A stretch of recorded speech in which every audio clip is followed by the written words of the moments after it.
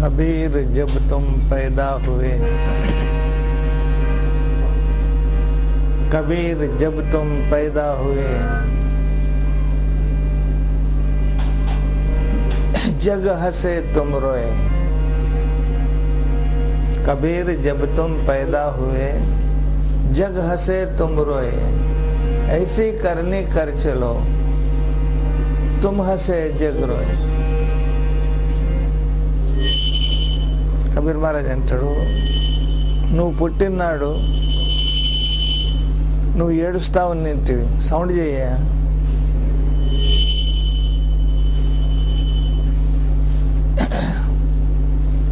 నువ్వు పుట్టినాడు నువ్వు ఏడుస్తా ఉన్నింటివి, కానీ దునియా నవ్వుతుండే. ఆహా, కొడుకు పుట్టిండు, బిడ్డ పుట్టింది, సంతోషం. దావతులు చేసుకున్న దునియా నవ్వుకుంటా సంతోషంగా. దునియా నువ్వు పుట్టినాడు దావతులు చేసుకుని నీ పని ఎట్లుండే? ఏడ్చుకుంటూ కూకున్నావు, వా వా వా వా అనుకుంటున్నావు. కబీర్ జబ్ తుమ్ పైదా హుయే, జగ్ హసే తుమ్ రోయే. దునియా అంతా సంతోషంగా ఉన్నది, కానీ నువ్వు ఏడుస్తున్నావు. ఎందుకు? చేతగానితనం.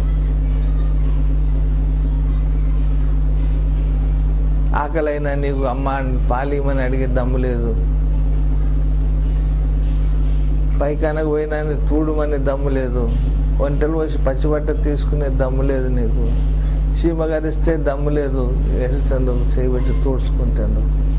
ఏమన్నా ఒకటే మాట, వా వా అని ఏడ్చుడు ఒకటి, అంత తప్పించి వేరే ఇషారా నీ దగ్గర లేనే లేదు. కబీర్ జబ్ తుమ్ పైదా హుయే, జగ్ హసే తుమ్ రోయే. తండ్రులు, తల్లులు, చిన్నమ్మలు, పెద్దమ్మలు, తాతలు, ముత్తాతలు అంతా సంతోషపడ్డారు నువ్వు పుట్టినాడు. మా వంశోద్ధారకుడు పుట్టిండని, మా ఇంట్లో ఆడపిల్ల పుట్టిందని, భాగ్యలక్ష్మి పుట్టిందని చాలా చాలా సంతోషపడ్డది దునియా. కానీ నీ అవస్థ మాత్రం ఏడుపు అవస్థనే. కబీర్ జబ్ తుమ్ పైదా హుయే, జగ్ హసే తుమ్ రోయే. ఇప్పుడు జీవిత కాలం ఎంత అవుతున్నదో, ఇక లంబాచోడ జీవనం ఇచ్చాడు భగవంతుడు. పోనీ ఇప్పుడైనా నువ్వు ఇటువంటి పనులు చేసిపో, కనీసం సచ్చెట్నాడు నువ్వు నవ్వకుండా చచ్చిపో, నీకోసం దునియా ఏడవదు.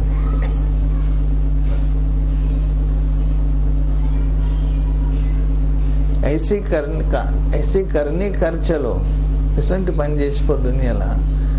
అరే వీడు ఉంటే నాకు ఇంత మేలు జరుగుతుండే కదా అని దునియా నీకోసం ఏడవదు. మనం ఏడమంటే ఏడవద్దు దునియా. దునియా మనం ఏడమంటే ఏడవది. పైసలు ఇచ్చిన ఏడవదు. కొందరు పైసలు ఇచ్చి ఏడిపిస్తారు, చచ్చిపోయినాక కూలి ఇస్తారు, కొందరు కూలి వాళ్ళని పెట్టి ఏడిపిస్తారు అలా. కానీ స్వతసిద్ధంగా కొందరు చేస్తే అందరు ఏడుస్తారు.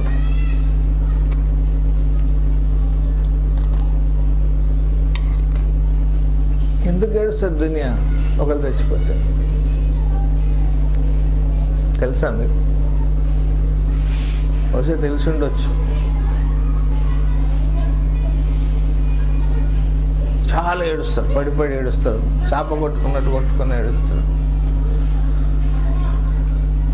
కొందరు ఏదో మీదకి ఏమనుకుంటే ఏమంటారు, జర కన్నీళ్ళు తీస్తారు. కొందరు పోనీతి అంటారు, కొందరు తాక్కుంటే ఎగురుతాడు, కొందరు తినుకుంటే ఎగురుతాడు. లక్క గృహంలో పాండవులు చచ్చిపోయిందనే వార్త అందరికి తెలిసిపోయింది. కాలి చచ్చిపోయింది.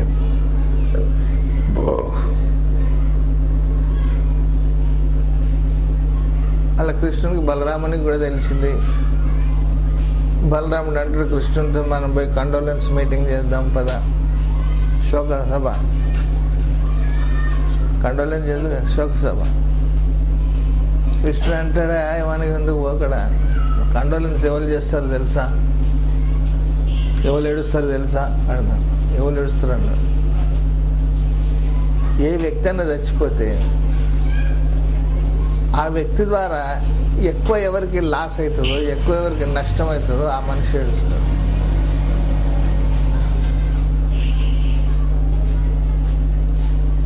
పది మంది నడిపేటోడు ఉన్నాడు అనుకో, వాడు చచ్చిపోతే మళ్ళీ కుటుంబం గడవదు అనుకో, అప్పుడు ఏం చేస్తావు? ప్రతివాడు ఏడుస్తాడు వాని కోసం. అంటే నువ్వు ఉంటేనే మాకు గట్టి ఉంటే లేకుంటే లేదు. ఒట్టికి పడి ఏడవాడు. మా నాయనమ్మకి చాలా షోక్ ఉండే, నా మీద అందరూ పడి ఏడవాలి, నన్ను చూడొస్తావు. మా నాయనమ్మ అంటుండే, నా మీద మన్మరాన్ని అందరి మీద పడి ఏడిస్తే దానికి సంతోషం అయిపోతాను అంటే, నువ్వేడు ఉంటావు, నువ్వు పరారు అయిపోతావు, నువ్వు ఉండనే ఉండవు, నువ్వు ఏడుస్తావు. ఏడిచి ఏం చేస్తారు వీళ్ళు?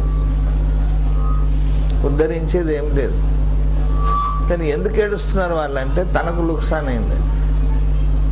అమ్మా నువ్వు చచ్చిపోయినవే, ఇప్పుడు మేము ఇవన్న దగ్గర పోవాలి. ఏం డైలాగులు పాట పాడుకుంటూ ఏడుస్తారు ఏమని.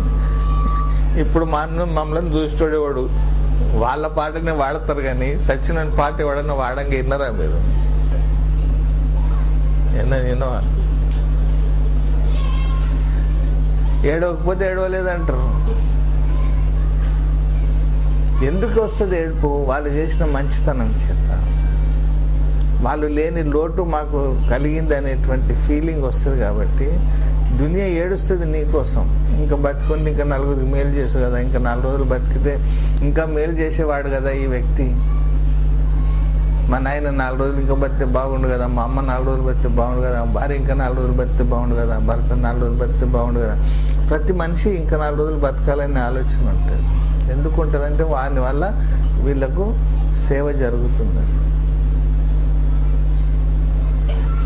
ఇసొంటి చేత చేసిపోయి దునియాకు నీ గురించి వాళ్ళు ఏడవాలి. దేశానికి తీరని లోటు అంటారు లీడర్లు చచ్చిపోతే, కండోలెన్స్ మీటింగ్ ఏమంటారు, దేశానికి తీరని లోటు మిగిలిపోయింది అంటే ఆ వ్యక్తి ఉంటే ఇంకెంతో చేసేవాడు సేవ.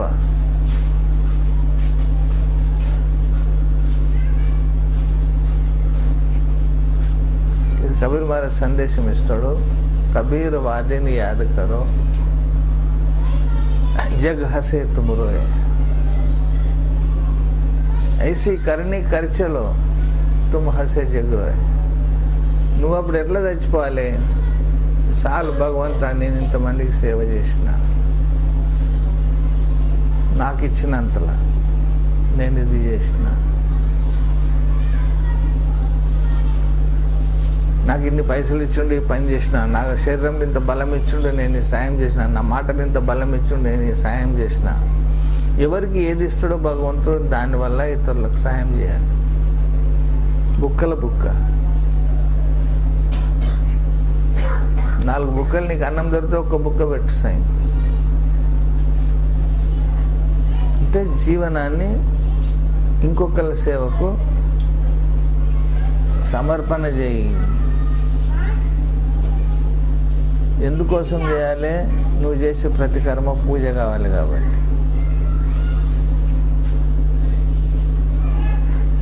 దేవదేవుని సేవించు, దైవంలో ఉండు, మానవులలో మాధవుని ప్రేమిస్తూ మనిషిని మనిషి లెక్క చూసేటువంటి అలవాటు చేసుకోవాలి.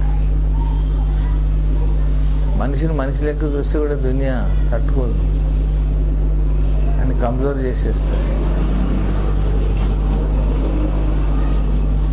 బుసగొట్టాలి కానీ లోపల ఒక కపటం పెట్టుకోవాలి. లేదా వ్యక్తి బాగలేదు, దూరం ఉండాలి అంతే.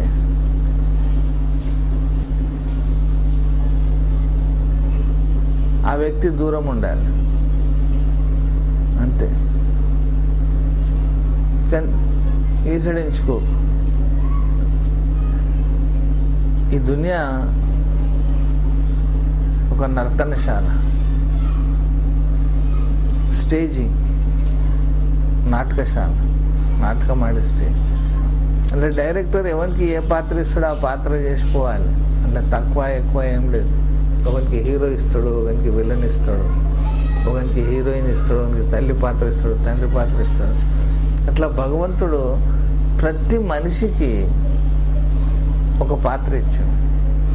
అది సరిగ్గా చేసుకొని పోతే చాలు. దీన్ని స్వధర్మం అన్నారు. స్వధర్మం నిధనం శ్రేయో పరధర్మం భయం. నీకు ఎంతవరకు ఇచ్చిండో అంతవరకు నీ యాక్టింగ్ సరిగ్గా చేసి, నీకు 2 పిల్లలు ఇచ్చిండు, భార్యని ఇచ్చిండు, తల్లిని ఇచ్చిండు, తండ్రిని ఇచ్చిండు, వాళ్ళని పోషించుకోసారు. ఇంకా సహాయం చేయదలుచుకుంటే నీకు ఇంకేమన్నా మిగిలితే చేయి, ఇంకెవరికైనా సహాయం.